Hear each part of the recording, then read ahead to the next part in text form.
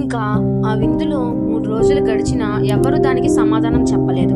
ఇంకా 7వ దినమున వాళ్ళు సంసోను భార్యతో ఇలా అంటారు, నీ భర్త ఆ విప్పుడు కథను మాకు తెలుపునట్లు అతని దగ్గరికి వెళ్ళి లాలన చేయము, లేకపోతే అగ్ని వేసి నిన్ను నీ తండ్రి ఇంటి వారిని కాల్చివేస్తాము అని అంటారు. ఇంకా ఆమె సంసోనుతో, నీవు నన్ను ద్వేషిస్తున్నావు గాని ప్రేమించడం లేదు.